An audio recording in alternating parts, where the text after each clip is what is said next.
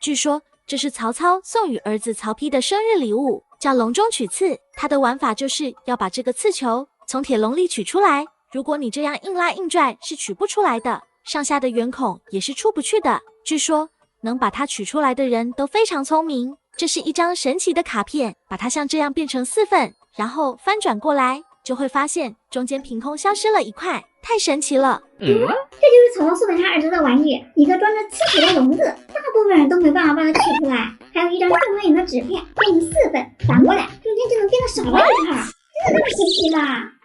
我也要来试一下。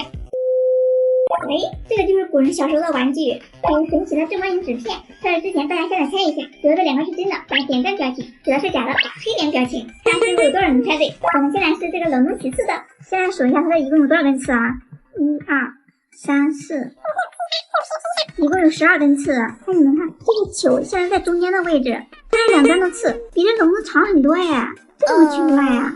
这拽的时候完全没反应，而且这个笼子看着也没什么特别的，这现在已经出来好几根了呀！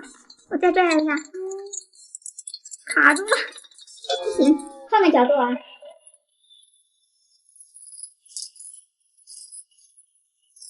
我感觉根本取不出来，好吧？这么多次，怎么可能啊？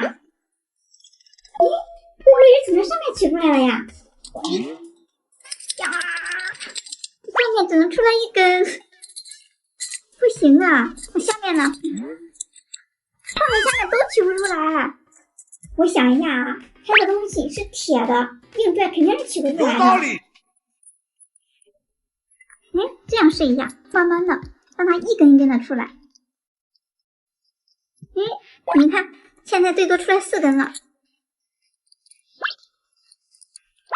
，6根了。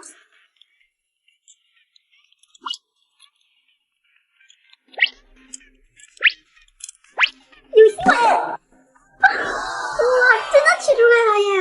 我都不敢相信。不过现在又出现一个问题，放不进去了。接着来实验下一个神奇的正方形纸片。我们要先把这个蓝色的正方形卡纸中间给它挖空，这样就出现了一个蓝色的边框。然后再把这个正方形白纸按照视频里那样把它裁成4份。大家注意看啊！现在这个白色的放在这个蓝色的边框里面是正好的。现在我们把这个蓝色的边框拿走，然后把它们翻过来，再把边框放上去。妈呀，好吓人啊！这中间真的少了一块啊！再复原过来啊！这边就没有了。再翻过来，还是少了一块，好神奇啊！小伙伴们，你们猜对了吗？